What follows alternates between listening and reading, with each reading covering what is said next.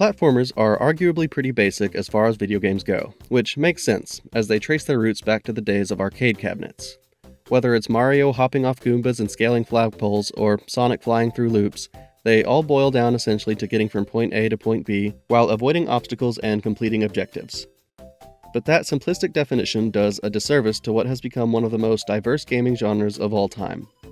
While it's true that some platformers can feel a bit like uninspired imitations, many others are fresh and unique takes on the idea of navigating fictional worlds, whether it be in 2 dimensions or 3. Several titans of video game culture hail from platformers, and some are going strong to this day. But there are others that, for one reason or another, were lost to time, fading away into obscurity. And in my opinion, the most tragic of these are Banjo and Kazooie. This duo hasn't been relevant in a while, with their last game being a poorly received reboot on the Xbox 360. And yet, they have retained a respectable presence in gaming culture, and I'm willing to bet you've heard of them, even if you've never touched one of their games. And it's no mystery as to why. Banjo-Kazooie and its sequel, Banjo-Tooie, are timeless and revered classics for a reason. They're packed to the brim with personality and charm, to say nothing of the engaging worlds and fun mechanics. In my opinion, these 2 games are the best platformers of their time, and hold their own even to this day. In this video, we're going to explore the first game, Banjo-Kazooie, and talk about the many things that make it such a unique and incredible game, from the iconic music to the charming characters to the incredible level design. Please consider liking and subscribing and leaving your thoughts in the comments below. It would mean a lot. With that said, join me in revisiting what I believe to be one of the most creative and unique games ever made.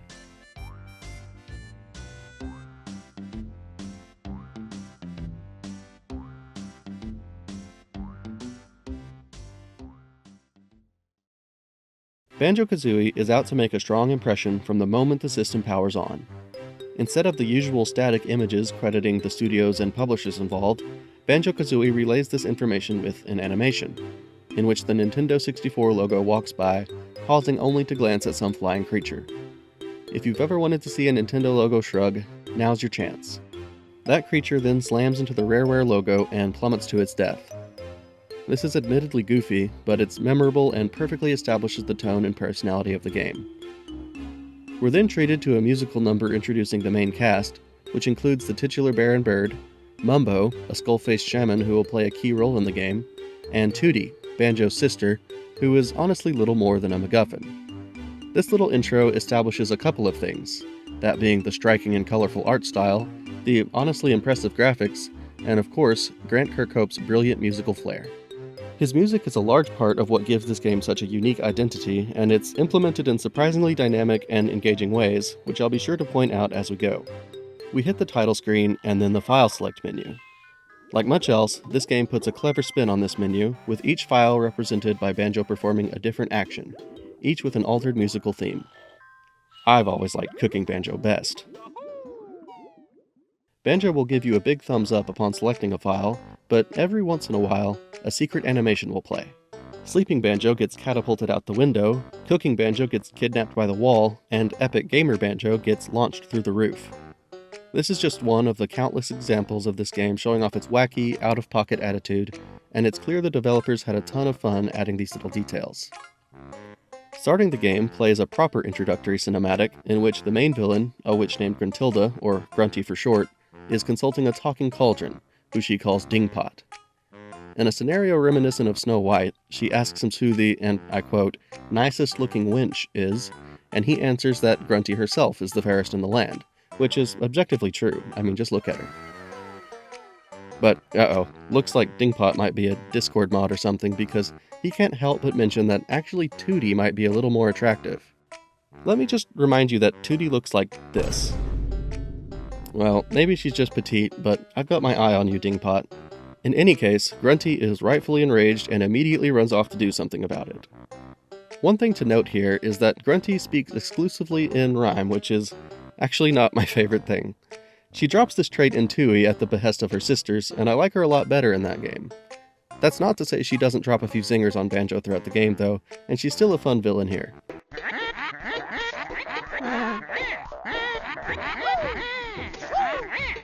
We cut to see Tootie running through a field to her brother's house, where she stops to talk with a short-sighted mole named Bottles. While they chat, Grunty shows up and, oh my god, Banjo, you live here? How do you sleep at night with that thing outside your window? As it turns out, he sleeps quite well, and in fact snores right through his little sister getting attacked and kidnapped by the witch. He wakes up too late to do anything, and Bottles informs him of what happened. Banjo sets off to rescue his sister, and while Bottles was apparently willing to sit there and watch as a young girl was kidnapped by a witch, he does offer to teach Banjo and Kazooie a few moves to help them on their quest. Banjo and Kazooie's moveset is extremely limited at the beginning of the game, but it expands as you progress, and Bottles teaches you more and more. The first area of the game is Spiral Mountain, and it serves as a bit of a tutorial.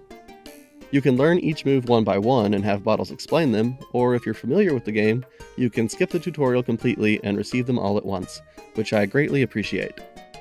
Spiral Mountain is a fun area to explore though, and there are collectibles to be found here. It's colorful and inviting, a place I would be happy to call home, were it not for the giant effigy of the witch looming over everything. This is probably not something I should share, but I had nightmares about this thing at a much older age than I'm willing to admit. I know, it's pathetic. It is a striking image though, an idyllic little haven marred by Grunty's frightful visage. Once you're done here though, it's time to head into the belly of the beast and enter Grunty's lair. Doing so plays a short cutscene in which we learn that the witch intends to use a machine to steal Tootie's prettiness and take it for herself. If you can't tell, this game doesn't take itself that seriously. Then we emerge in Grunty's lair and the game begins proper. This serves as something of a hub world, similar to Princess Peach's castle in Mario 64, except, Grunty is way hotter than Princess Peach. We only have access to this first room as the path forward is blocked by a note door, which I'll explain in a moment. We come across a jigsaw puzzle that's missing a piece. Bottles explains that to enter the world depicted in the picture, we'll have to collect puzzle pieces, or jiggies. This is the primary collectible we'll be gathering over the course of the game, one of 2 required to progress. Bottles points us in the direction of one, and after overcoming a truly difficult obstacle, we claim it for ourselves. After inserting it in the puzzle, the door to Mumbo's Mountain opens up, which is the first proper level in the game. It's something like a tribal village, and presumably where Mumbo makes his home. As with a lot of the levels in the game, the theme is a little vague and rather basic. Tooie's levels have much more unique, distinct theming, and it's one of the things I prefer about that game. But Kazooie's levels are no slouch, with plenty of personality as well. But now that we've reached the first level, it's time to explain how this game works. Banjo-Kazooie is a collectathon, which means the basic object of the game is to collect a number of different items. In each level, as well as Grunty's lair, there are 10 jiggies to claim. Banjo-Kazooie offers a vast assortment of unique challenges required to collect these. Some are platforming challenges, requiring you to climb to the top of something, or navigate a tricky section of the level. Others are combat encounters where you have to defeat some unique enemy. And some are simply a matter of finding them. One thing is for sure though, and I think this is what makes Banjo-Kazooie such a masterpiece. Out of all 100 jiggies in the game, almost every single one of them provides a unique, engaging, and fun challenge. It's actually an astonishing feat of game design that every jiggy feels so distinct from one another, and it makes the game a consistently rewarding and enjoyable experience. Now, there are a few exceptions. In Freeze Easy Peak, there's a jiggy for racing against Boggy as a walrus, and there's a jiggy for racing against him as Kazooie. Given that the race already isn't that fun, having to do it twice is a bit of a bummer. But for every one of those, there are 9 creatively implemented and engaging ones. We would be here for hours if I talked about every single one of them, but I will be sure to point out some of the most notable. Jiggies are required to unlock each level as you go, and you don't have to collect all 100 of them to complete the game. The other important collectible is the music notes. There are 100 of these in each level, but they work much differently than jiggies. Once you grab a jiggy, it's in your collection for good, and you'll never have to do that challenge again. You can collect 3 jiggies, leave the level, and come back later to get the remaining 7. Notes are different. If I pick up these notes, they are added to my note score. If I leave now, this makes my note score for the level 6, and it's added to my total note score.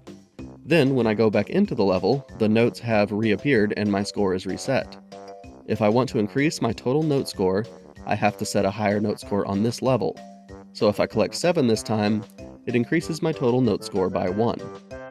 To get all the notes on a single level, I have to get them all in one visit. This is a novel idea, and it makes collecting jiggies versus notes much different experiences. However, it does make 100%ing a level, and therefore the game, a potentially miserable ordeal. It's not a problem on easier levels, and even on some of the more difficult ones, it makes for a tense, exciting challenge. Death is suddenly much scarier when it means you'll have to start over on your note score from scratch. But overall, I think this mechanic makes the game less fun. It encourages you to complete entire levels in one go, which is doable, but means you'll probably be getting sick of the level by the end of it, and then you never have a reason to revisit it. This is an injustice to the otherwise incredibly fun and well-designed worlds the game has to offer. And then if you do lose all your notes after getting close to 100, it's the most gutting, frustrating thing in the entire world. I remember one time years ago, I was playing Click Clock Wood, which is the worst level in the game. Anyone who says otherwise is lying. And I had reached 97 notes, with no idea where the last 3 could be. Click Clock Wood is separated into 4 almost identical rooms, so I was forced to just search each of them, not even knowing if I was in the right place. This culminated in me swimming under this sheet of ice to check an underwater room, and on the way back, I drowned, inches from the surface. Another time, I was around 80 notes on Rusty Bucket Bay, which is just a hard level in its own right, and I accidentally ran over the exit plate and left the level. That one was admittedly my fault, but it still ruined my day. I just think this mechanic undermines the fun of exploring these levels by making you feel trapped inside them until you find all the notes. The Xbox version of the game removes this aspect, allowing you to leave and come back to finish collecting the notes, which is an improvement, I think, but it does by definition take away some of the complexity of the game and pretty much all of the challenge, since Banjo-Kazooie is a very easy game outside of this. So it's not a perfect fix. Banjo-Tooie fixes the problem by removing the system and making the rest of the game much more challenging, which is much better. In any case, the note system in no way ruins the game, and I will admit that collecting that final notes feels amazing. Yeah, bitch!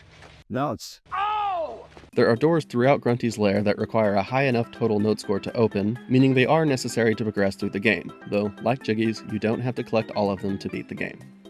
There are a couple of other collectibles to mention. Each level has 5 Jinjos scattered around, which are colorful, happy little guys who will reward you with a Jiggy once you get all 5. Each world also has 2 honeycomb pieces to find, and collecting 6 of them increases your health by 1.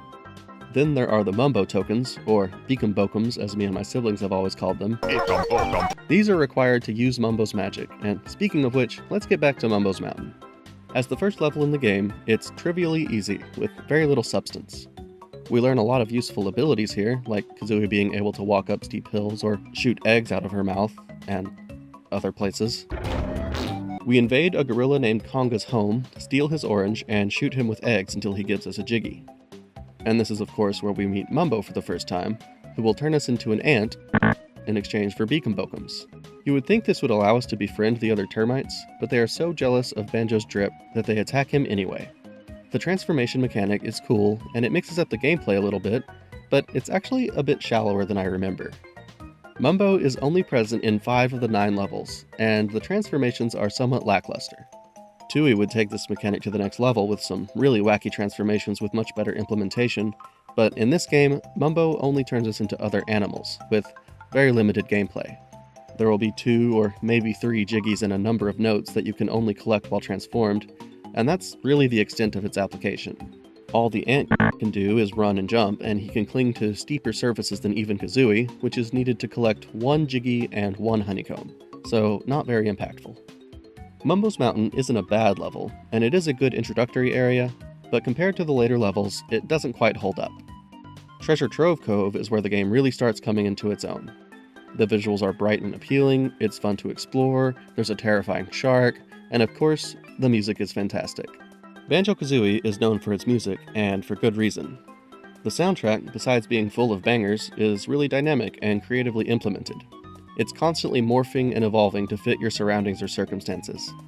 Fighting Nipper causes the music to become wild and upbeat, but when going underwater, it becomes soft and muted. The sound design overall is pretty robust, and it gives the game a ton of personality. The characters speak in a series of sounds, and each of them has a unique voice, for lack of a better word. My favorites are Grunty and Kazooie. Banjo-Kazooie derives a lot of its identity from its over-the-top audio, and Grant Kirkhope deserves a ton of credit for his work. He's one of my favorite video game composers. That being said, this game can be a little bit annoying, especially if you've been playing for a while. If you're sensitive to repetitive noises, you might struggle a little bit with this game.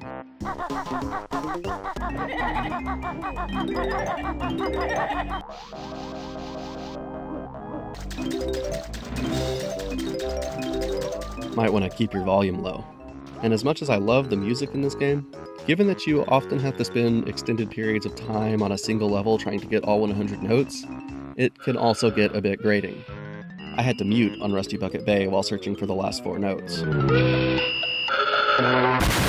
Again, don't get me wrong, the music is good, it's just an unfortunate side effect of the note system that it gets old. I will say that, in my opinion, Banjo-Tooie's music is just better. The next couple of levels are somewhat forgettable. Clanker's Cavern has a great song and a grimy, dirty aesthetic that I love, but navigating the vast underwater portions isn't much fun. It has a couple good challenges though, and Clanker himself is fun to navigate. Fair warning though, if you suffer from submechanophobia, you might leave this level with a bit of trauma. Bubblegloop Swamp is not great. It's just a generic swamp with a frankly annoying song, though I will say that the alligator is my favorite Mumbo transformation, given that it can actually do something, and being able to traverse the swamp water makes navigation much easier. Unfortunately, its main use is in what is potentially my least favorite Jiggy of the game, in which you have an eating race with this other croc named Mr. Vile, who I hate. After this though comes Freeze Easy Peak, which is a major improvement. The level is wide open with a lot of verticality. The Christmas theme is kind of basic, but still nice. It has some really good Jiggy challenges, minus the race that you have to do twice, and this is actually the perfect opportunity to explain what I mean when I call the transformation mechanic shallow. Mumbo turns you into a walrus here, whose only quality is that you can withstand the freezing water. Neither of the Jiggies that require you to use the walrus take advantage of this effect. One is just another walrus that thinks Banjo is stinky, and if you show up as the walrus, he just gives it to you. The other is the first race, which you use a sled for. So the walrus transformation is ultimately completely superficial, just a formality you have to observe to be allowed to collect these 2 Jiggies. Most of the transformations are similar, with it just being a prerequisite to receive or access certain Jiggies, which makes the process little more than a chore. You can bring the transformations out of their respective levels for a certain distance, which is pretty cool. There are a few Jiggies you can collect this way, and you can even find Cheeto, Grunty's traitorous spellbook. He gives you some cheat codes to enter on this letter grid in Treasure Trove Cove to increase your item capacity. That's a pretty satisfying reward for exploration, and it's the most creative use of the Mumbo mechanic. After Freeze Easy Peak comes Gobi's Valley, which is a contender for the best level in the game. It's one of the smallest worlds, maybe even smaller than Mumbo's Mountain, but it's densely packed with challenges, obstacles, and collectibles, with several rooms to explore. Its namesake, Gobi the Camel, is one of my favorite side characters. He's an easygoing and friendly guy, just living his best life, until Banjo and Kazooie show up to forcibly remove the water from his body. As if that wasn't enough, they do it again to extract a honeycomb piece from him, prompting him to leave his home in the desert for some peace and quiet. Gobi's Valley is a good example of when the note system works well. It's still a hefty challenge, but it isn't as much of a chore, given the small size of the level, and if you fail, it isn't the end of the world to start over. This fact, combined with some unique and intense Jiggy challenges, makes Gobi's Valley a hard act to follow, but Mad Monster Mansion holds its own. Much like Freeze Easy Peak, its haunted, Halloween-y theme is generic and doesn't do much to stand out, but I still like it and it lends itself well to some fun challenges. It's one of the more dangerous levels, with lots of hazards and unkillable enemies. It can be easy to die if you're not careful, but similarly to Gobi's Valley, it's well designed enough that it doesn't feel unfair or like too much of a slog. I actually like this level quite a bit, and even with as basic as it is, I do love the pumpkin transformation. Unfortunately though, Mad Monster Mansion is the last good level in the game. Rusty Bucket Bay comes next, and it's an infamously miserable experience. It consists of a run-down ship anchored in a truly disgusting harbor. The water is horrendously polluted and oily, meaning you lose air twice as fast underwater and continue to lose it while swimming on the surface. And given how precarious the platforming here is, you're probably going to be falling in it a lot. Now, of course there's a shark in here. Rusty Bucket Bay's main problem is that it's a nightmare to traverse, which exacerbates all of Banjo-Kazooie's flaws. Collecting all 100 notes becomes a slow, agonizing grind, and I can almost guarantee that you'll be starting over multiple times, thanks to the hardest section of the entire game, the engine room. It's unbelievably easy to fall to your death in here, so make sure you do this area first, and not after you've collected a bunch of notes. But it isn't just the dangerous platforming that makes Rusty Bucket Bay so hard to complete. There are several interior rooms on the boat that can be easy to miss if you don't know where to look, meaning you might be running around for a while looking for the last few notes. Rusty Bucket Bay goes out of its way to be unfun, and if I'm being honest, it's probably the worst level in the game, objectively speaking. But my personal least favorite is still the next one, Click Clock Wood. I'm sure some of you are still mad that I called it the worst earlier, and I'll admit that I was exaggerating. A lot of people seem to like this level, and it does have a lot going for it. It's essentially made up of one tree with lots of critters living in it, some friendly, others not. The twist is that it's split into 4 different instances, each representing a different season. There are unique challenges and activities to complete, and some of them even require you to perform steps in multiple seasons. There's one where you plant a flower in the spring level, and then steal some more of Gobi's water in summer and autumn, after which it blooms and reveals a Jiggy. Gobi has had enough at this point, claiming that he's headed to the lava world and that we will never find him. While that's technically true for this game, as Banjo-Kazooie has no lava level, unfortunately for him, Banjo-Tooie does. Sure enough, you can find him there and continue to torment him, which is pretty funny. Another Jiggy requires you to hatch an egg in spring, out of which pops a baby eagle. After feeding him in summer and autumn, he grows into an eagle and flies away in winter, leaving a Jiggy as a reward. You can keep that one. My favorite is one where you have to help a beaver into his home by smashing a rock in summer. He invites you in for a reward, but his driveway is much too steep even for Kazooie to climb. But when you come back in autumn, this area is full of water, allowing you to swim in and claim the Jiggy. And just look how excited he is to see you. What a nice guy. This is all really cool level design, and I'm impressed by the creativity. The problem once again is, you guessed it, collecting the notes. It would be annoying enough to search one version of this tree, having to scale it every time you fall off. Now multiply that by a factor of 4. And then what happens when you collect what you think is the last note in winter and realize you're missing 2 or 3? You have to go back through every single room, searching them from top to bottom, not even knowing if you're in the right season. The only way to avoid that is to approach Click Clock Wood as follows. Start with spring, ignoring everything except notes. Not including the 4 outside the door, there are 16 notes to collect in spring. Once you've gotten all of those, you should be at 20 notes total. Then move on to summer, where there are an additional 16 notes. Collecting all of those brings the total to 36, at which point you can move on to autumn. There are 48 notes to collect here, so put your nose down and sniff them all out. With those in the bag, you should have 84, allowing you to grab the last 16 in winter. This way, you don't have to worry about where you might be missing notes, and it saves you a lot of headache.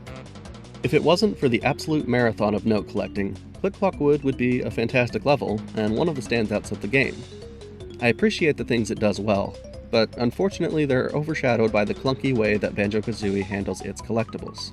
If this is one of your favorites, I'm happy for you and I commend your patience. It just isn't for me. Once you finish Click Clock Wood, you've completed every level in the game, meaning it's time to head into the endgame. Grunty is waiting for us behind another note door, where she has orchestrated an elaborate game show, where Banjo is forced to compete to save his sister Tootie. You probably forgot she was even in the game, huh? Yeah, she's not worth much as a character, just a typical damsel in distress. Not even the developers of the game like her. Unfortunately, I have to say that this game show isn't worth much either. I love the idea, and it fits perfectly into the comical, wacky tone of Banjo-Kazooie, it just isn't implemented very well. Not to keep repeating myself, but this idea was executed much better in Banjo-Tooie. It's a fairly standard trivia game, testing your familiarity with previous levels, characters, and challenges. There are different kinds of tiles that represent what kind of question or challenge you'll be facing, and most of these aren't a problem. They aren't all that engaging, but they're mostly inoffensive. The problem is these little bastards right here, with Gruntilda's stunning visage on them. As beautiful as they represent one of the most poorly implemented mechanics Banjo-Kazooie has to offer. Throughout the game, you'll encounter this fairy godmother type figure named Bruntilda. She claims to be Gruntilda's nicer sister, and will share the witch's secrets with you each time you find her, like what kind of toothpaste she uses, the fact that her favorite color is streaky brown, must have missed that Crayola, and that her party trick of choice is a striptease? Hang on just a minute. I need to check something. for research purposes. Come on, surely. Anyway, the twist with this mechanic is that it's randomized for each playthrough, so the answers are different for everyone. This means you have a choice of either going through the chore of finding all the Brintildas and writing the answers down, or guessing and hoping to get lucky. Or you can do what I did and cheat if you happen to be playing the Switch version. Overall, it's a minor annoyance, but it does make an already weak portion of the game worse. Once you beat this, Brintilda flees, allowing you to take Tootie home as the credits play. Banjo and his friends throw a party celebrating their victory, with each of them arguing over who was the most vital to the cause. In the middle of their party, Tootie just has to remind everyone that Grunty got away and that Banjo and Kazooie still have work to do. Following Grunty up the stairs takes you to the heart of her lair, where you find the machine she was planning on using to steal Tootie's looks, and Dingpot, who, much like Cheeto, is tired of working for Grunty and offers to launch you up to the roof, where the witch is hiding. Man, Grunty has a real minion loyalty problem, can't imagine why. But first, there are some note doors to check out, rewards for collecting a high number of notes. There's actually no reward for getting all 900, which means my many complaints about having to collect them all are somewhat less valid. But I stand by them. My fellow completionists will understand. There are refills for your items here, plus one last puzzle. Filling it out doubles your health, which makes the coming boss battle much more doable. The final boss battle is actually pretty cool, taking place at the very top of Gruntilda's lair. It takes place across multiple stages, beginning with her charging at you on her broom. You'll have to wait until it breaks down and begins sputtering to attack. Each time you successfully damage her, the fight gets harder, with her attacking quicker and more often. After this, she begins hurling spells at you from afar, so you'll have to shoot her down with eggs. Then she takes to the sky, requiring you to fly up and smash into her a few times while she flings her spells. She's actually quite deadly, and this boss battle is no joke. You have to be really careful or she will absolutely wreck your health bar. The imprecise nature of the controls can make this battle a bit frustrating, but overall it was a welcome challenge, and it helps the game go out with a bang. In the final stage, she surrounds herself with a magic shield, making her invulnerable to your attacks. But then the Jinjos appear to help deliver the final blow. This is actually the hardest part, as you have to shoot eggs into their statues while avoiding Grunty's increasingly aggressive spellcasting. This culminates with a massive Jinjo called the Jinjonator, giving Grunty an absolute pounding. She tumbles from the tower and falls to the ground, buried by rubble, where she'll stay until Banjo-Tooie. This time, the game is over for real, and our heroes get to finish that party. So what are my thoughts overall? Well, I really enjoyed playing it through this time. It's the first time I've played it in years, and it was really satisfying to complete. I have a lot of fond memories of this game, and it was nice to revisit it. But if I'm being honest, Banjo-Kazooie is a bit more of a mixed experience than I remember, and there are some things that definitely haven't aged well. The note collecting system ultimately ends up being a painful chore that somewhat smothers the experience. And outside of that aspect and a couple of jarringly punishing sections, Banjo-Kazooie offers very little challenge. The game teases us with creative, unique mechanics with tons of potential, but fails to use those ideas in engaging ways. Banjo and Kazooie have a fairly wide assortment of moves and mechanics at their disposal, which makes them stand out among their platforming peers, but I would say at least half of those have only niche applications. And sometimes the self-referential humor just doesn't quite land, though Mumbo calling himself best shaman in-game is pretty funny. He's just lucky Humbawamba isn't here yet. But all these gripes pale in comparison to what Banjo-Kazooie accomplishes. Even at its worst, it's still fun to play. The way Banjo and Kazooie's moves blend together into a tight, diverse control scheme is genius, and most of the levels do a good job of letting you make use of their many methods of traversal. The art style is bright and comfy, colorful but not garish. The music is iconic, and the sound design provides really satisfying feedback. The characters are endearing and implemented in ways that make them really memorable. The game's personality is just infectious, and it's no wonder that it's had such a profound impact on culture. Flawed though it may be, Banjo-Kazooie is still a masterpiece, and truly one of a kind. But now, I'm going to say something that some of you will probably hate, so if I didn't lose you at Click Clockwood, I might lose you here. I think that one of the best things Banjo-Kazooie did was lay the groundwork for Banjo-Tooie. I've hinted at this a couple of times, but, and this is just my opinion, there's not much that Kazooie does that Tooie doesn't do better. It's such an improvement that The entire time I was playing Banjo-Kazooie, I found myself secretly wishing I was playing Tooie. I'm really excited to talk about this game, as it's one of my all-time favorites. But that is going to have to wait for the next video.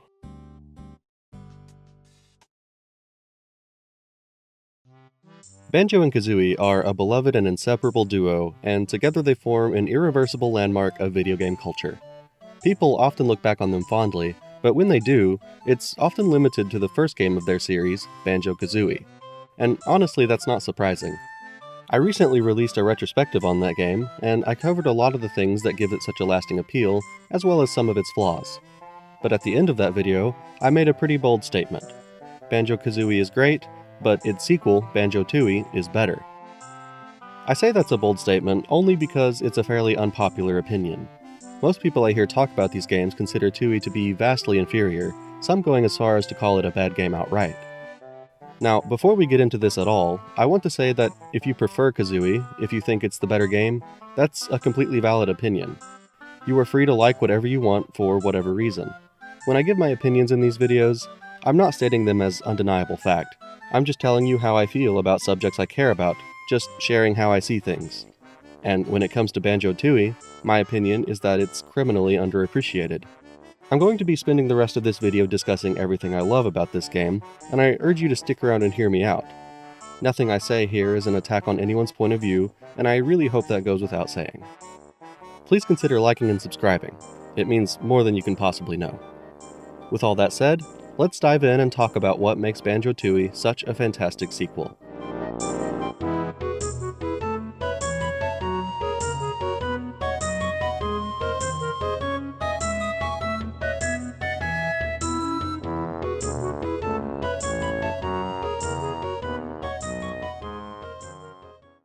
The first thing you'll notice upon starting Banjo-Tooie is that it's lost some of that bombastic, in-your-face energy its predecessor had. It's much less over-the-top, and whether this is a good or a bad thing is a matter of preference. I personally like the more subdued vibe of Tooie, which overall is quite a bit darker than the bright, cartoony Kazooie, both in tone and subject matter. This allows the game to establish some really nice atmospheres, from the lush jungle of Mayhem Temple, to the haunting whimsy of Witchy World, to the beautiful placidity of Jolly Roger Lagoon's Atlantis. Banjo-Tooie's worlds are masterfully crafted to make them both delightfully inviting and incredibly engaging to explore. But I'm getting ahead of myself. The opening cutscene begins on a dark, stormy night, establishing the game's darker tone. We're told that Grunty has remained buried under the boulder we dropped on her in the last game for 2 years, as her loyal stooge Klungo tries to free her, with little success. Suddenly, a machine of some kind drills through the canyon wall, out of which 2 witches emerge. This is Mingella and Blobelda, Gruntilda's sisters, and they are here to free her at last. In the meantime, Bottles and Mumbo have joined Banjo and Kazooie in their home for a game of cards, one that Mumbo appears to be winning handily. Hearing the commotion, Kazooie deftly manipulates Mumbo into checking it out, allowing her to steal his winnings. Classic Kazooie. Mumbo arrives on the scene just in time to see the sisters use their magic to blast the boulder keeping Grunty down, allowing the villainous witch to rise from her grave at last. Grunty is a much more imposing and threatening villain in this game, and that includes her appearance. Her clothes are tattered and torn, and her body has rotted away, leaving her as just a skeleton. As cool as this is, Grunty herself isn't pleased with the change, and is intent on getting her old body back. Man, I feel like a lot of trouble could have been avoided if someone just told Grunty she was beautiful just the way she is. A little body positivity goes a long way, you know. But I digress. Grunty spots Mumbo and chases him down, hurling spells at him as he hurries to warn the others. They all flee as Grunty prepares to blast Banjo's house, escaping just in time. Well, everyone except Bottles. After seeing what Kazooie pulled, he isn't leaving his poker winnings unguarded. Consequently, he sits there like an idiot while Grunty casts her spell, convinced it's just another trick. Satisfied with her work, Grunty and her sisters leave, but not before releasing a horde of monsters to wreck Spiral Mountain. Banjo, Kazooie, and Mumbo congregate outside their poor house, commiserating over the state of their home, before finally realizing that Bottles is missing. Right on cue, he hobbles out of the charred house, falls over, and dies. So yeah, this game starts with Bottles getting murdered, setting Banjo and friends on a quest for revenge. This is a huge step up from the story of Banjo-Kazooie, which was just about saving Banjo's sister. Speaking of Tootie, I haven't seen her. I wonder where she could... Oh god. Dingpot, what did you do? I knew you couldn't be trusted. Well, Tootie's probably dead, but more importantly, so is Bottles. The game starts properly in Spiral Mountain, which has been absolutely devastated. This is a sharp contrast to what this area was in the original game. The once happy, bubbly song is now morose and haunting, Banjo's house has been decimated, the bridges have been destroyed, the canyon walls are crumbling, and even Grunty's lair is looking rough. But Grunty's lair isn't where you'll be spending your time in this game, as the interior is in even worse shape and the way forward is blocked. We have to pursue Grunty through the giant hole she left in the side of Spiral Mountain, where Klungo is waiting for us. Klungo was in Banjo-Kazooie, but his inclusion was so minimal that you might have missed him. He plays a much more prominent role here, as the first of Banjo-Tooie's many boss fights. Banjo-Kazooie only really had the one boss fight against Grunty, with a few enemy encounters coming close. Boss fights feature quite prominently in Banjo-Tooie, and there's at least one in each world. I like these a lot. Banjo and Kazooie's moveset lends itself well to boss battles, and more importantly, they inject some spectacle into the experience, giving each world a nice little centerpiece. The bosses have incredible musical themes and a lot of personality as well, and I'll talk a little bit about each of them as we go. Some are better than others, but overall I think bosses are a great addition to Banjo's formula. Klungo is laughably easy, and after he loses, he runs off, urging Grunty to give him a beating as punishment. And who can blame him? I wouldn't mind a beating from Grunty myself. Anyway, his defeat means we're free to move on to Jinjo Village. This is home, obviously, to the Jinjos who, if you'll remember, were instrumental in defeating Grunty the first time. I have always loved Jinjo Village. When I was a kid, I would just hang out here, listening to the music, checking out the adorable color-coded houses, paying my respects to the dead Grey Jinjos, and admiring King Jingling's palace. King Jingling tells us that Grunty's drill machine scared all the Jinjos away from their homes, minus the gray ones that were flattened. Like any politician, he doesn't actually seem too worried about the well-being of his people, and only wants them returned so they can compete in a kickball tournament. Naturally, he asks Banjo and Kazooie to do this for him, and he gives them their first Jiggy as an incentive. They leave, commenting on how cool he was. I didn't think he was that cool, and Grunty agrees. She's pissed that he would dare help her mortal foes, and she actually calls him a traitor, which implies he was formerly loyal to the witch. Never noticed that before. Fortunately for Grunty, her sisters have created a machine that will not only allow her to get revenge, but also get her body back. This is the Big O Blaster, or Bob, and it has the ability to suck the life force from other beings and blow it into someone else. Hey, don't look at me, that's just what it says on the buttons. Jingling becomes the first victim of Bob, leaving him in a zombified state. His life force isn't quite enough to reconstitute Grunty's bountiful flesh, and Bob has to recharge before they can use it again, making Banjo and Kazooie's quest a bit more urgent. They stop by Bottle's house, telling his wife and kids that he's just fine and will be home soon. Then it's on to Isle o' Hags, which is this game's hub world.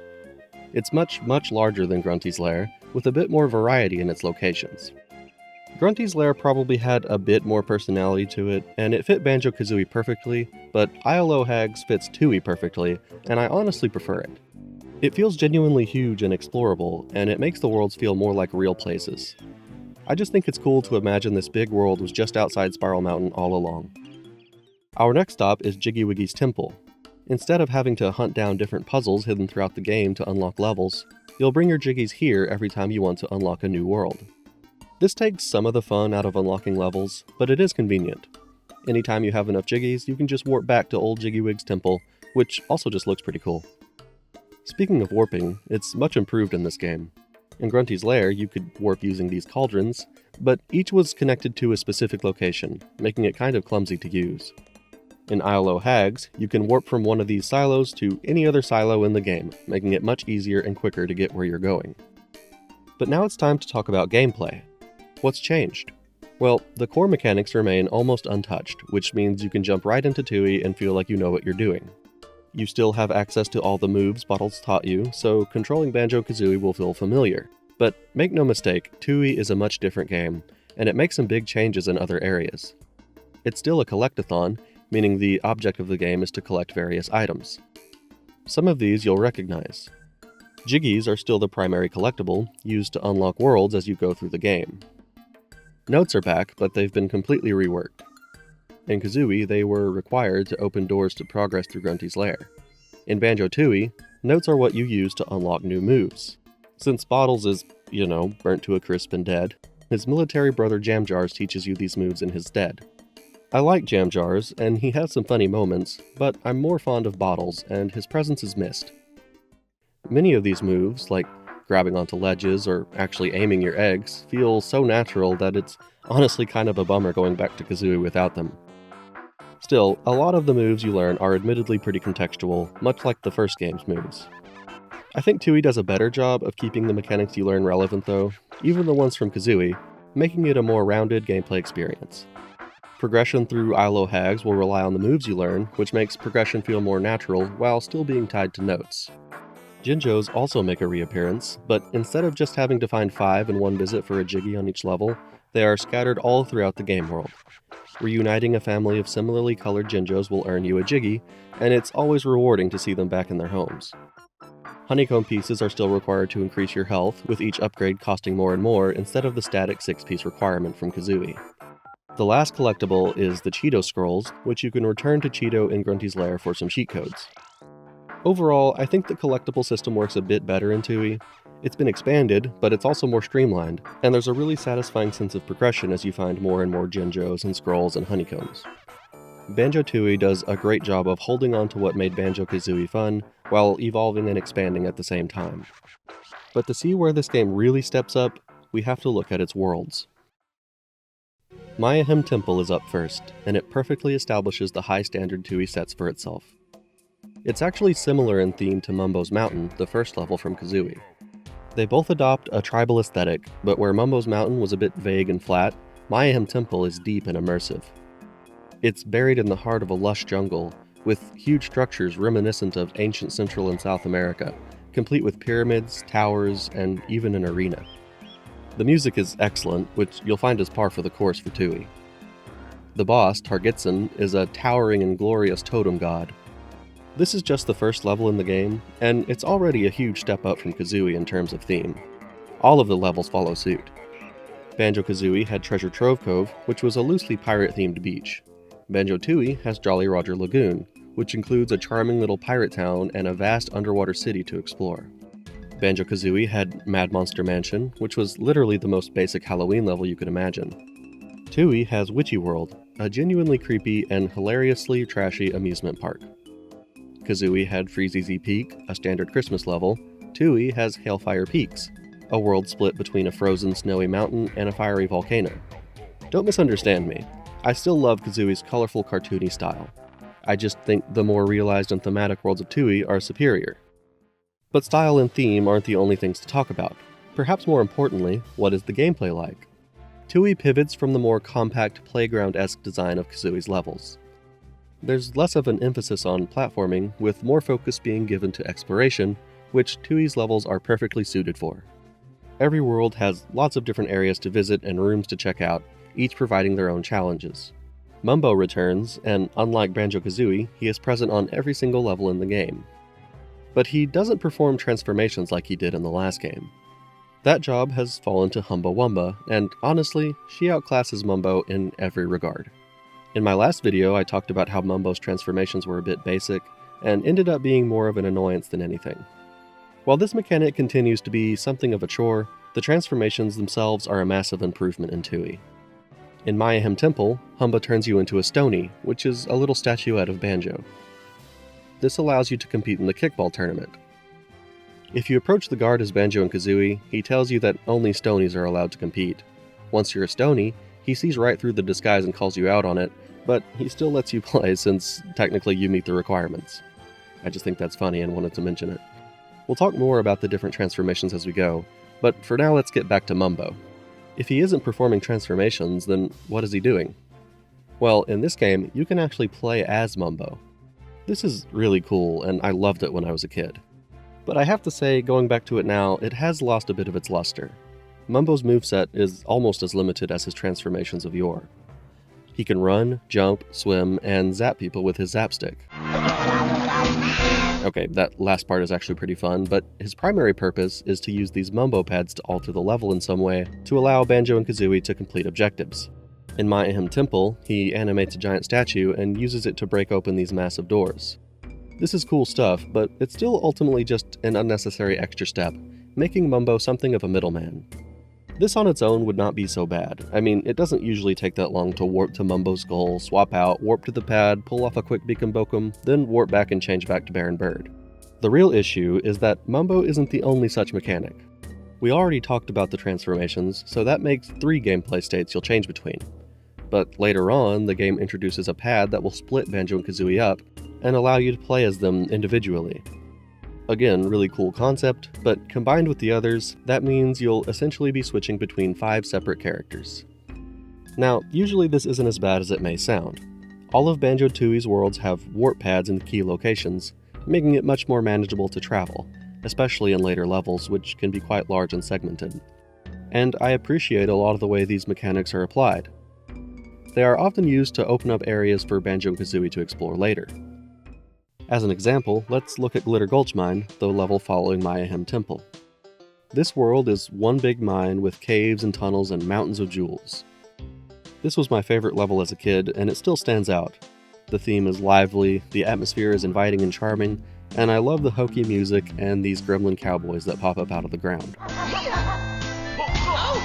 Humba transforms you into a dynamite trigger here, which you can use to blow up these rocks and piles of rubble. This gives you access to more of the level, which you can come back to as Banjo and Kazooie to explore. You can even open up a passageway between this level and the next, Witchy World, which brings me to another thing I love about Banjo-Tooie's worlds: their interconnectivity. There are lots of secret pathways between all these worlds, and the game uses them in some really creative ways. The one between Glitter Gulch Mine and Witchy World is used to transport this box, which contains a UFO that you can ride in a minigame, and speaking of minigames, there are quite a few of them in Banjo-Tooie. This is a criticism that often comes up when people talk about Banjo-Tooie, but it's one that I've never really agreed with.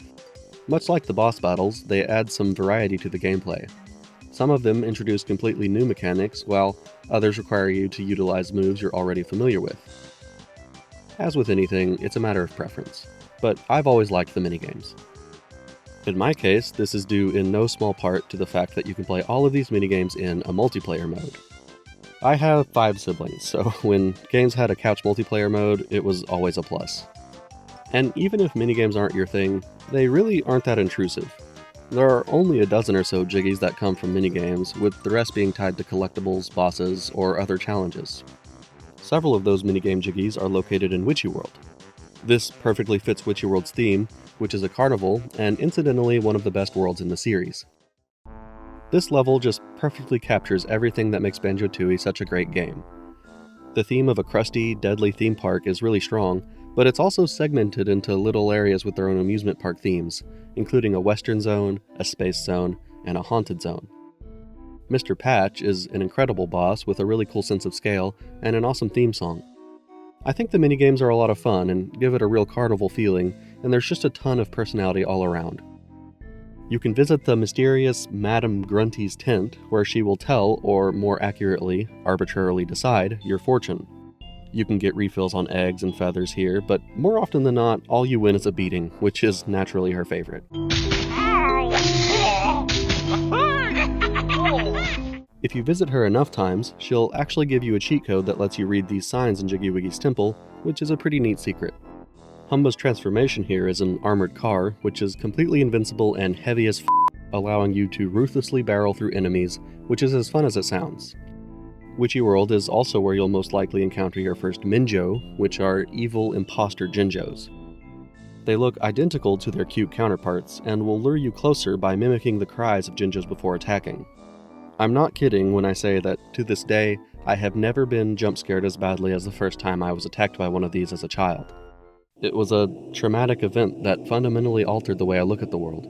If Jinjos aren't sacred, nothing is. Overall, Witchy World is one of, if not the best Banjo world, but it still isn't quite my favorite. Jolly Roger's Lagoon follows Witchy World, and this one is my absolute favorite. At first it appears to be little more than a small little pirate town. There are several shops and a tavern to visit, and it's all very charming. But Jolly Roger's Lagoon is much larger than it seems. If you swim down into the lagoon, you discover a vast underwater world. There are large caverns full of aquatic life, there's a sunken ship, and of course, there's the sunken city of Atlantis, which is one of the coolest locations in the game. There's just so much to explore here, and having nearly an entire level take place underwater really mixes things up. And if you're worried about the annoyances that inevitably accompany underwater levels, such as air management and slow, awkward movement, well, think again. You can oxygenate the ocean with Mumbo, meaning you're free to explore at your own leisurely pace without worrying about drowning. And if a leisurely pace is not your thing, don't worry. If you revisit Spiral Mountain after learning the drill move in Litter Gulch Mine, you can save Banjo's goldfish from underneath a boulder. As thanks, he will teach you how to swim faster, which makes navigating the undersea passages a breeze.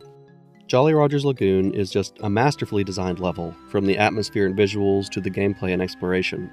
You get to turn into a submarine here, which is awesome but unfortunately not used for much. The boss is honestly not very fun, but the song is amazing, and Lord Wu Fak Fak is the greatest name I have ever heard. This is also the perfect level to demonstrate how creatively Banjo-Tooie links its levels together. You can find these little pigs whining about the polluted water they've been swimming in. One has even grown an extra arm. In order to fix this problem, you have to stop the waste being dumped into the water.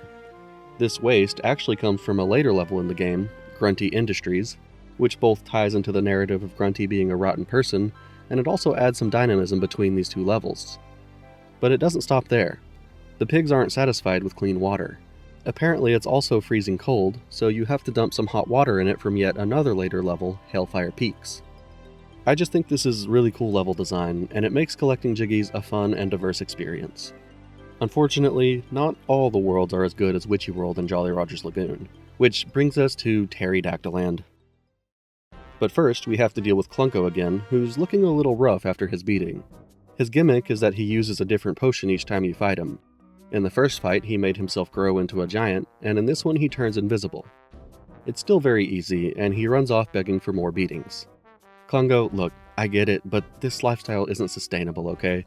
You need to get some help. Why are you f***ing here, man? You're so old. Where's your wife? Go home to your family, dude. Anyway, on to Pterodactyland.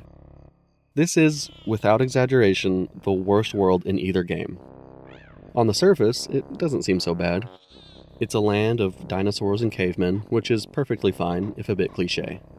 This level actually has some pretty cool exploration, with rivers and caves to check out and a mountain to scale. It has the potential to be another great level like all the ones leading up to it, so where does it go wrong? Well, much like Rusty Bucket Bay and Click Clock Wood in Banjo-Kazooie, it's not really that the level itself is bad, it's just that this is where the flaws in the game design overall really come to a head. Earlier I talked about how having to switch from Mumbo to Humbo to... Earlier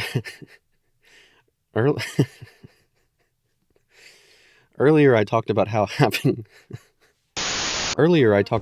having to switch from Mumbo to Humba to Banjo to Kazooie makes the game needlessly segmented and cumbersome. Pterodactyland takes that to a frankly ridiculous extent. There are two Humba transformations here, a baby T-Rex and a daddy T-Rex. Double the transformations, double the chore. That's already bad enough, but it gets much, much worse. Choosing which T-Rex isn't a simple matter of returning to Humba, or even traveling to a different Humba. No, choosing between these two transformations is facilitated by Mumbo, who uses this pad to shrink or enlarge Humba's tent. Are you starting to see the problem? Alright, I'll give you an example. Let's say you're playing as Banjo-Kazooie and you run into this caveman who refuses to let you pass. An idea strikes you. What if I come back as a dinosaur and scare him away? You run over to Humba's wigwam, transform, and run back. You try to frighten him, but uh-oh, he isn't impressed by your cute little roar. You need Daddy T-Rex, so you run all the way back to Humba and transform back to Banjo.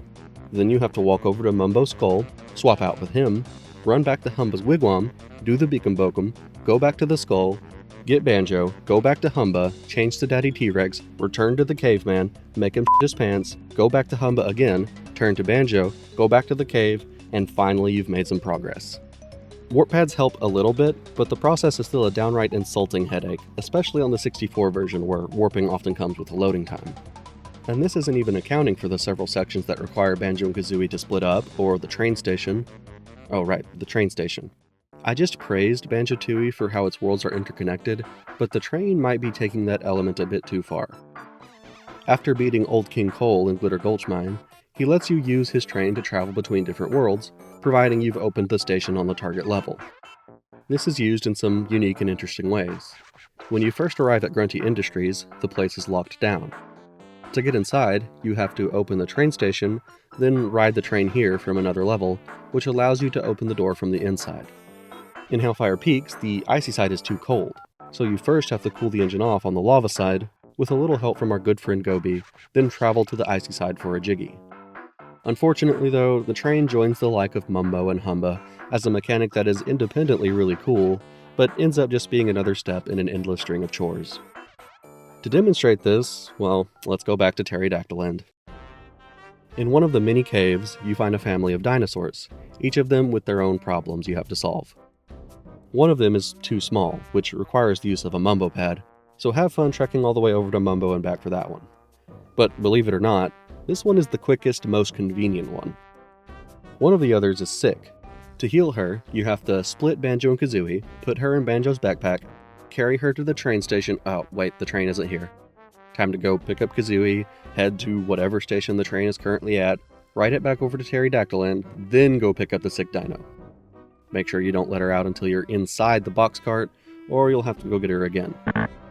Once she's in the cart, it's time to travel to the cliffside train station, where you swap out for Mumbo, heal the dino, switch back to Banjo and Kazooie, and then ride the train back to Pterodactyland.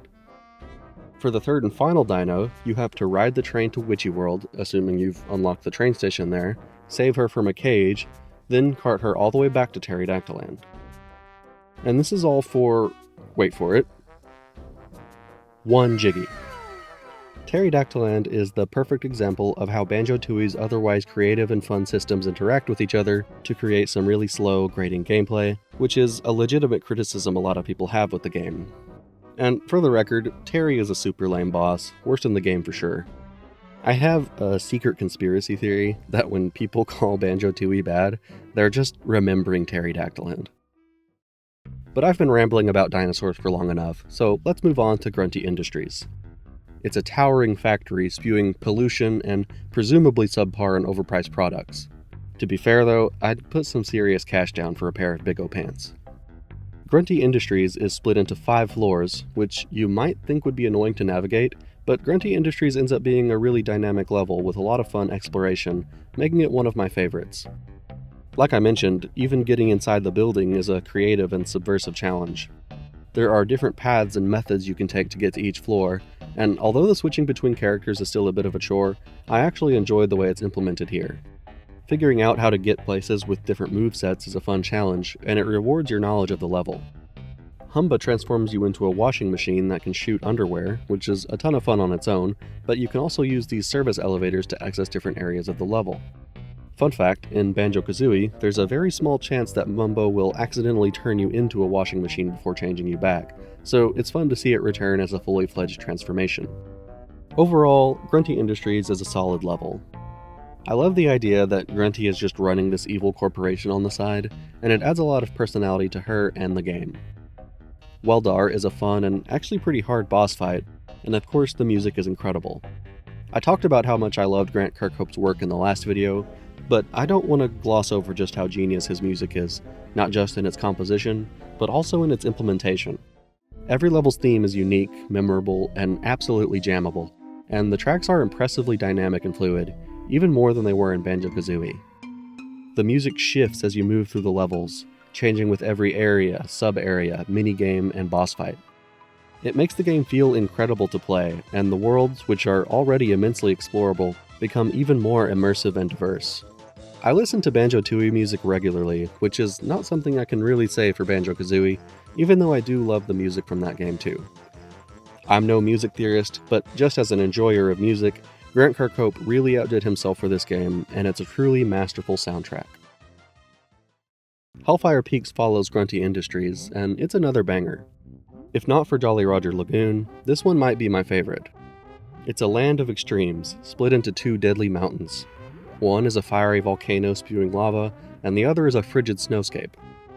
It's one of the most deadly zones Banjo-Tooie has to offer, between the lava, freezing water, yetis, and fiery demon hands. Navigating between the two polarized mountains makes for some great exploration and lends itself to some unique and creative challenges. Humbawamba turns Banjo into a snowball on this level, and his size changes depending on how much health he has. Rolling through snow will cause him to grow and regenerate health, while the heat of the lava side will cause him to slowly melt.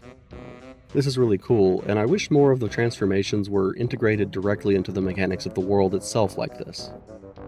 Mumbo's task is to resurrect several dead characters. This is just as menial as the rest of Mumbo's functions, but bringing the dead to life is fun, so I'll give it a pass. Hellfire Peaks actually has two bosses, though they are nearly identical. Chili Billy and Chili Willy are a pair of hungry dragon brothers, and you have to use ice and fire eggs against them respectively. Like most bosses, they aren't that hard, but they give the world a nice climactic set piece. Hellfire Peaks is a fantastic level, lending itself to Banjo-Tooie's strong endgame and exemplifying everything the game does well. The last proper world in Banjo-Tooie is Cloud Cuckoo Land, a bizarre collection of islands set high in the sky. It goes out of its way to be strange and nonsensical, and I think it works really well. After all the strong, identifiable themes of previous levels, having a completely wacky and abstract level to top things off is a surprising and refreshing change of pace. This also allows for a collection of unique and diverse challenges and settings that wouldn't fit anywhere else, including a wasp nest, a germ-infested trash can, a towering pot of gold, and of course a giant wedge of stinky cheese. Unfortunately, playing the level isn't quite as fun as the theme itself. It's segmented in a way that makes navigating it kind of a chore, and not in an interesting way like Grunty Industries. Having to switch between characters obviously makes that worse, but it's nowhere near as bad as Pterodactyland. Cloud Cuckoo Land's boss is really cool though. Upon entering the level, you might notice that there are two Mumbo skulls.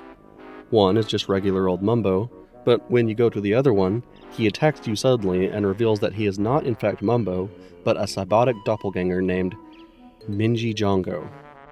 He's actually pretty tough, spamming spells as he teleports around the room. As you damage him, his disguise wears off, revealing the robotic frame underneath. He's one of my favorite bosses, and not just because he makes a Star Trek reference. Humbo's transformation here is actually just an improvement on one of Mumbo's old ones from Banjo-Kazooie, a bee. In Kazooie, the bee was so superficial and underutilized that I didn't even mention it in that video. It was limited to the spring section only of Click Clock Wood, and all it could do was run, jump, and fly. In Tooie, it's a bit more fleshed out. It has gained the ability to boost and shoot stingers from its nose? Do bees have noses? Okay, from the pointy thing on its face. Even so, the bee doesn't have much utility, and even its ability to fly is redundant since this level has flight pads anyway. Overall, Cloud Cuckoo Land is a fine level. Not quite as good as a few of its predecessors, but also not quite as bad as some of them. After this level comes Banjo-Tooie's final act, but first I want to talk about the game overall and address some of the common criticisms it receives. Despite being similar to Banjo-Kazooie in terms of mechanics and core gameplay, Banjo-Tooie is a much different game. For some people, like me, that's a good thing, but many people see Banjo-Tooie as completely inferior to the original. Now, everyone gets to have their own opinions for their own reasons, and I'm not interested in telling anyone they're wrong or mounting some spirited defense of Banjo-Tooie. If you think this game isn't as good, that's completely valid. But there are a couple of common points that people make when criticizing Banjo-Tooie, and I just wanted to touch on them and explain why, to me, they aren't actually criticisms. The first one, probably the biggest one, is backtracking. Every time I talk to someone who doesn't like this game, this comes up, and that's fair. If you don't like backtracking, you don't like backtracking. But if you say that, I'm also going to assume that you don't like Metroid Prime, Hollow Knight, Castlevania Symphony of the Night, Animal Well. These are all games that are universally agreed upon to be good or even great games, and they all heavily feature backtracking. You wouldn't criticize them for that because it's baked into the formula itself, that being the Metroidvania formula. Banjo-Tooie isn't a Metroidvania in the traditional sense, but the same principle applies. The backtracking is clearly intended, and the game is designed around that. As you grow your suite of abilities, the number of collectibles that are accessible to you increases. And outside of a few examples, the backtracking is extremely non-intrusive, much less so than a traditional Metroidvania. As I played through this game, I went from level to level, just collecting as much as I could. If I got stumped or felt that I didn't have the tools to progress further, I just moved on to the next world. Then, after I had gone through all of them and learned all the moves, I went all the way back to Mayhem Temple and started collecting the things that I couldn't before. This was not only extremely reasonable as far as backtracking goes, but it was also incredibly satisfying to go back to these worlds and complete them. I think the backtracking is one of Banjo-Tooie's strengths, not one of its weaknesses. But even if you're super hyper allergic to backtracking, the most you'll be required to do it is once, or maybe twice in a few instances. I've also heard people call Banjo-Tooie's worlds too big, and honestly I just think that's a little narrow-minded. If you prefer the more compact level design of Banjo-Kazooie, that's perfectly valid and I can't blame you, but I just think that there's no denying that the vastness of Tooie's worlds is one of the things that makes it great. They're so explorable and immersive, and their size just makes their intricacy all the more impressive. Outside of one particularly prehistoric exception, I would say that Banjo-Tooie has some of the best level design I've ever seen in a 3D platformer. This is less common, but sometimes people will also criticize the game's darker tone, comparing it to the whimsical, cartoony vibe of its predecessor. I'm personally very glad they didn't just go for more of the same. The deeper, darker tone makes it distinct from Kazooie, allowing for some more diverse level themes and providing some really great humor and subversive moments. In Hailfire Peaks, you meet this ice cube named Mildred. She's sitting on a Jinjo and tells you that you can have him if you find her husband George, who was swept away in a blizzard. You can find George in Cloud Cuckoo Land, and he asks you to give him a nudge over the edge so he can fall back down to Hailfire Peaks. Unfortunately, when you do so, he lands on the wrong side and immediately melts away. Going back to Mildred, she remains unaware of her husband's fate and refuses to give you the Jinjo. So, how do you get it then?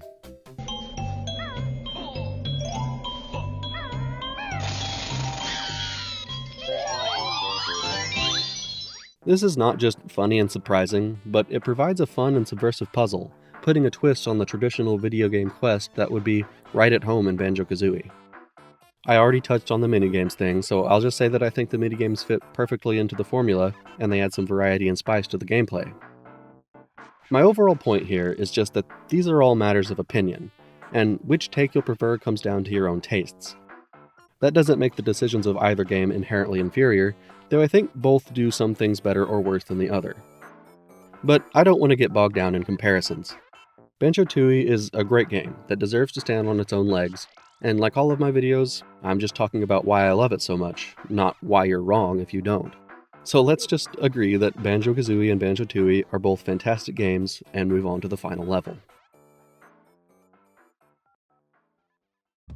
Cauldron Keep is Gruntilda's hideout, and serves as a series of final encounters rather than a full-on world. It consists of an imposing tower surrounded by acid, and once you breach it, you do battle against Klungo one last time. He's looking worse than ever, and when you beat him this time, he's finally had enough. He's worried that the continued beatings are making him less handsome, and that Mrs. Klungo won't love him anymore. I think she's probably more upset about the serial adultery, but okay.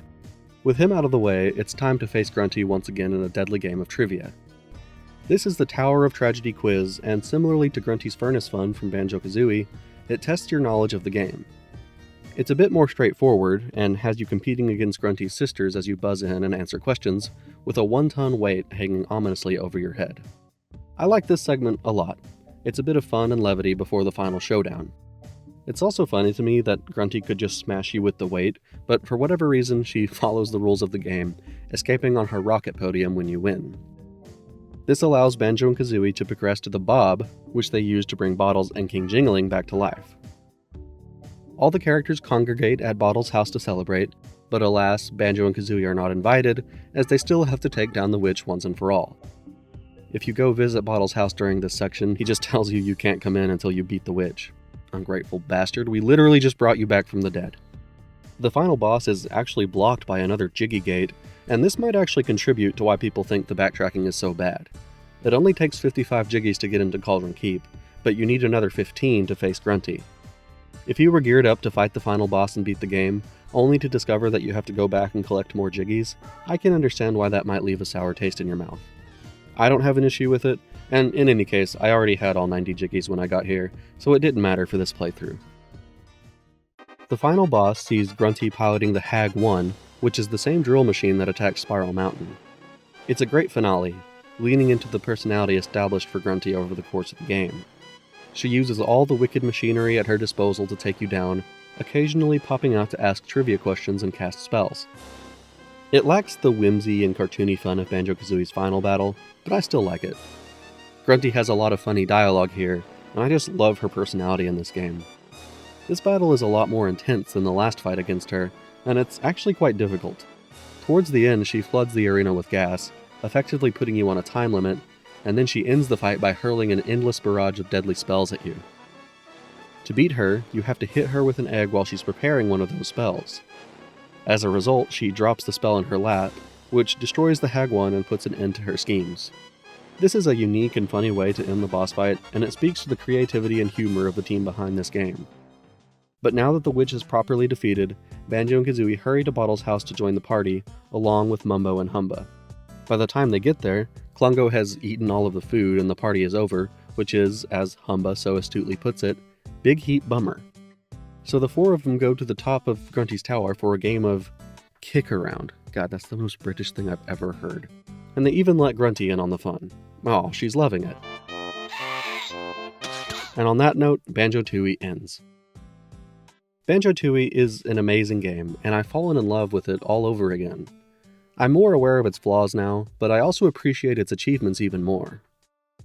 The gorgeous and immersive worlds, the bingeable and memorable soundtrack, the varied and engaging gameplay, the irreverent, quirky tone, deep atmospheres, striking characters, and much, much more all come together to provide a truly unique and enjoyable gaming experience.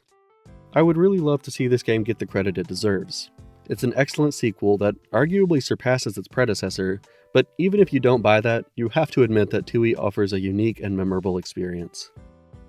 There's so much to this game, and there are several things I didn't cover. Banjo-Tooie has some fun secrets that I don't want to give away. If you've never played this game, if you've ever dismissed it based on what someone else said, I urge you to dive in and give it a chance. I bet it will surprise you. Thank you all so much for watching. I really enjoyed talking about this game and making this video, and I would love to hear your thoughts in the comments. This video took quite a bit longer to make than I thought it would, and I worked really hard, so if you liked it, please consider leaving a like and subscribing to the channel. It would mean more than you know. I'm planning on making a fun video where I rank the levels from Kazooie and Tooie, and I would love to see you there. Check out my Kazooie video if you haven't, or take a look at the other videos on my channel. But until next time, see you later and take care.